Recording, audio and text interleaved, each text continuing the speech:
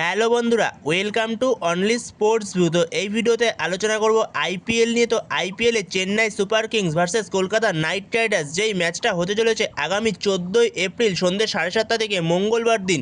তো সেই ম্যাচটা নিয়ে আলোচনা করব এই ভিডিওতে। তো সেই ম্যাচে দুই দলের কীরকম পরিকল্পনা হতে পারে, এছাড়া দুটো দলের শক্তি দুর্বলতা নিয়ে আলোচনা করে নেব। এর পাশাপাশি দুই দলের হেড টু হেডও দেখে নেব।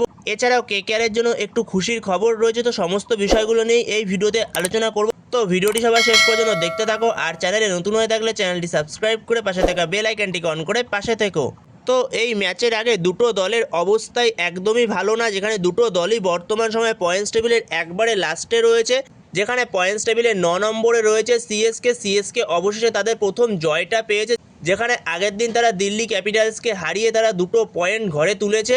তো সেখানে সিএসকে অবশেষে তাদের জয়টা পেয়েছে, যেখানে 4 ম্যাচ শেষে সিএসকের পয়েন্ট হলো 2, 3টে হার এবং 1টা জয়। আর উল্টো দিকে কেকেআর এখনও তাদের প্রথম জয়টা খুঁজছে এই সিজনে, এখনও তারা প্রথম জয়টা পায়নি।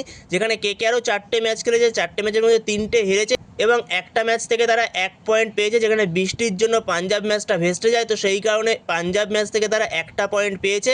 তো সেখানে দুটো দলের জন্যই ম্যাচটা কঠিন ম্যাচ হতে চলেছে। দুটো দলই স্ট্রাগল করছে বর্তমান সময়, কোনো না কোনো ম্যাচে ব্যাটিংয়ে স্ট্রাগল করছে, না হলে বোলিংয়ে স্ট্রাগল করে যাচ্ছে দুটো টিমই।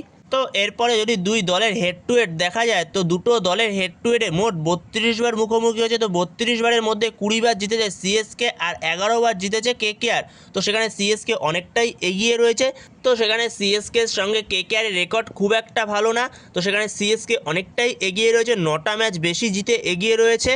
তো এই ম্যাচের আগে কেকেআরের জন্য ভালো খবরটা হলো কেকেআরের বোলিং অ্যাটাকের মেন অস্ত্র মাথিসা পাথিরানা সে অবশেষে ব্যাক করছে। শ্রীলঙ্কা বোর্ড তাকে এনওসি দিয়ে দিয়েছে আইপিএল খেলার জন্য। তো সেখানে মাথিসা পাথিরানা সে আসছে, কেকেআর দলে যোগ দিচ্ছে। তো অনেক জায়গাতেই দেখা যাচ্ছে কেকেআর দলে সে যোগ দেবে, চেন্নাই ম্যাচ থেকেই সে খেলা শুরু করে দেবে, কিন্তু সেরকমটা হবে না, সে চেন্নাই ম্যাচে খেলবে না। তো তার যোগ দিতে দিতে যেরকমটা শোনা যাচ্ছে 17 তারিখ, যেটা গুজরাট টাইটান্সের সঙ্গে ম্যাচ রয়েছে কেকেআরের আহমেদাবাদে, তো সেই ম্যাচে হয়তো যোগ দিতে চলেছে মাথিসা পাথিরানা। তো মাথিসা পাথিরানা ম্যাচ খেলতে খেলতে 19 তারিখ, যেটা ঘরের মাঠে ম্যাচ রয়েছে কেকেআরের রাজস্থান রয়্যালসের সঙ্গে, তো সেই ম্যাচ থেকে মাথিসা পাথিরানাকে আমরা হয়তো অ্যাভেলেবেল পেয়ে যাব। তো তার আগে মাথিসা পাথিরানাকে পাবো না।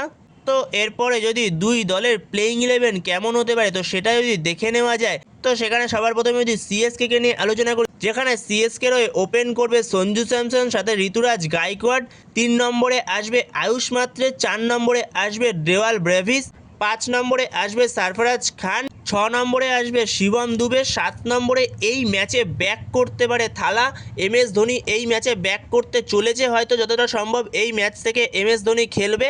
তো সেখানে 7 নম্বরে এমএস ধোনি, যেখানে জেমি ওভারটন আগের দিন দুরন্ত বোলিং করেছে। তো সেখানে 8 নম্বরে জেমি ওভারটন, যেখানে 9 নম্বরে নামবে নূর আহমেদ, 10 নম্বরে নামবে আনসুল কম্বোজ, আর 11তে নামবে সেক্ষেত্রে খালিল আহমেদ। আর অ্যাজ এ ইম্প্যাক্ট প্লেয়ার সিএসকের জন্য হতে পারে ম্যাট হেনরি অথবা আকিল হোসেন। তো আকিল হোসেনকেই হয়তো চান্স দিতে পারে। তো সেখানে ম্যাট হেনরি অথবা আকিল হোসেনের মধ্যে কেউ অ্যাজ এ ইম্প্যাক্ট আসবে পরবর্তী সময় বোলিংয়ের সময়। তো সেখানে সিএসকে এই সেম টু সেম তাদের লাইন আপসটা নিয়ে নামবে, কোনো রকম চেঞ্জ করবে না। শুধুমাত্র এমএস ধোনি যদি ব্যাক করে, তো সেক্ষেত্রে থালাকে তারা ব্যাক করাবে। আর যদি থালা এই ম্যাচেও ব্যাক না করে, তো সেক্ষেত্রে গুরজানপ্রীত সিংকেই খেলাবে তারা।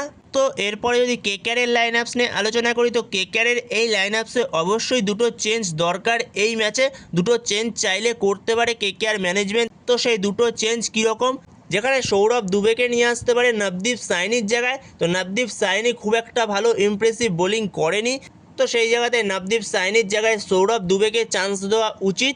আর রামানদীপ সিংয়ের জায়গাটায় তেজস্বী ধাইয়াকে চান্স দিক পারলে ম্যানেজমেন্ট। তো এই দুটো চেঞ্জ যদি পারে করুক, যেখানে রিঙ্কু সিংয়ের কাছে ফিনিশিংটা দেওয়া হোক, রিঙ্কু সিং পরবর্তী সময় এসে ম্যাচটাকে ফিনিশ করবে। হ্যাঁ, হয়তো রিঙ্কু সিং সেরকম ভালো ফর্মে নেই, কিন্তু রিঙ্কু সিংয়ের বদলে কাকে খেলাবে? রিঙ্কু সিংয়ের বদলে খেলানোর মতো কেউ নেই সেরকম ফিনিশিং রোলটাতে। রিঙ্কু সিংই একমাত্র ভরসা, তো রিঙ্কু সিংকেই খেলানো উচিত। তো সেখানে কেকেআরের লাইন আপসটা ঠিক এরকম হবে, যেখানে ফিন অ্যালেনের সঙ্গে ওপেন করবে আজিঙ্কে রাহানে, 3 নম্বরে আসবে ক্যামেরুন গ্রিন, 4 নম্বরে আসবে আঙ্ক্রিশ রঘুবংশী, 5-এ আসবে সেক্ষেত্রে রবমান পাওয়েল, যেখানে 6 নম্বরে আসবে সেক্ষেত্রে তেজস্বী ধাইয়া। যদি তেজস্বী ধাইয়াকে চান্স দেয়, তো সেক্ষেত্রে তেজস্বী ধাইয়া 6 নম্বরে। আর 7 নম্বরে সেক্ষেত্রে রিঙ্কু সিং, যেখানে 8 নম্বরে আসবে সুনীল নারায়ণ, 9 নম্বরে আসবে অনুকূল রায়, 10 নম্বরে আসবে সেক্ষেত্রে বৈভব আরোরা, আর 11তে আসবে সেক্ষেত্রে কার্তিক ত্যাগী। আর অ্যাজ এ ইম্প্যাক্ট প্লেয়ার সেক্ষেত্রে নিয়ে আসতে পারে সৌরভ দুবেকে, অথবা সৌরভ দুবেকে প্লেইং ইলেভেনে রেখে কার্তিক ত্যাগীকে পরবর্তী সময়ে অ্যাজ এ ইম্প্যাক্ট নিয়ে আসতে পারে। তো সেখানে ইজিলি 6টা বোলিং অপশান পেয়ে যাচ্ছে কলকাতা, যেখানে সৌরভ দুবেকে যদি নিয়ে আসে সৌরভ দুবে একটা বোলিং অপশান, কার্তিক ত্যাগী একটা, আর বৈভব আরোরা একটা, তো 3টে পেস বোলিং অপশান পেয়ে যাচ্ছে। আর 2টো স্পিনারের অপশান পেয়ে যাচ্ছে, যেখানে সুনীল নারিন 4 ওভার করে দেবে, এছাড়া অনুকূল রয় 4 ওভার করে দেবে। তো সেখানে বরুণ চক্রবর্তী মনে হয় না এই ম্যাচেও তাকে অ্যাভেলেবেল পাওয়া যাবে। আর as a sixth bowling option সেক্ষেত্রে ক্যামেরুন গ্রিন, তো ক্যামেরুন গ্রিনের বোলিংটাও কাজে লাগবে, যেখানে ক্যামেরুন গ্রিনকে যদি মিডিল অর্ডারে বোলিং দেয় তো মিডিল অর্ডারে তার বোলিংটা কাজে লাগবে, তার বাউন্সারগুলো মিডিল অর্ডারে খুবই কাজে লাগবে। তো সেখানে Cameron Green as a sixth bowling option, সে জায়গাতে এই লাইন আপসটা নিয়ে যেতে পারে কেকেআর সিএসকের বিরুদ্ধে, যেখানে দুটো টিমই যথেষ্ট ভালো টিম, দুটো টিমের কাছেই ব্যালেন্স রয়েছে, কিন্তু দুটো টিমই কোনো না কোনো ম্যাচে ব্যাটিং অথবা বোলিংয়ে স্ট্রাগল করছে। তো সেখানে যদি কেকেআর টিমটাতে দেখা যায় তো কেকেআর টিমের ব্যাটিং অর্ডারটা যথেষ্ট সলিড ব্যাটিং অর্ডার লাগছে, যেখানে কেকেআর টিমের ব্যাটিং অর্ডারটা পুরো 9 নম্বর অবধি ব্যাটিং অর্ডার রয়েছে।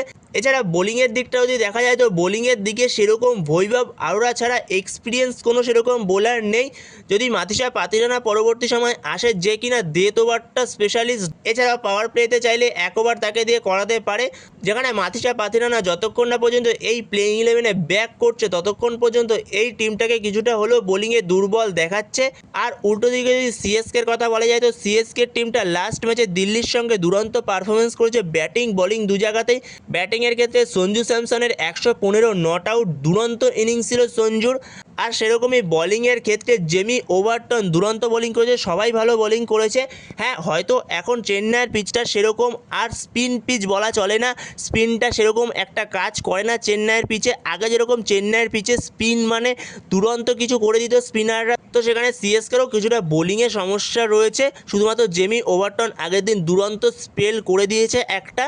তো সেখানে এবার এটাই দেখা যাক যে এই ম্যাচটা কোন দল জয় পায়। অবশেষে কি কলকাতা এই ম্যাচ থেকে তাদের জয় নিয়ে তাদের কামব্যাকটা করতে পারবে, এই সিজনের প্রথম জয় কি তারা তুলতে পারবে, নাকি সিএসকে তারা তাদের দ্বিতীয় জয় তুলবে, তো সেটাই দেখা যাক। তো তোমাদের মতে কি মনে হয় কোন টিম এই ম্যাচটা জিততে পারে, তো তোমাদের এ বিষয়ে মতামত অবশ্যই কমেন্ট বক্সে জানিও। তো এই ভিডিওতে এই পর্যন্তই, তো এই ভিডিওতে এই আপডেটটা নিয়ে আলোচনা করা ছিল। তো ভিডিওটি ভালো লাগলে অবশ্যই লাইক শেয়ার সাবস্ক্রাইব করতে ভুলো না। তো নেক্সট ভিডিওতে দেখা হচ্ছে, ততক্ষণের জন্য বাই বাই।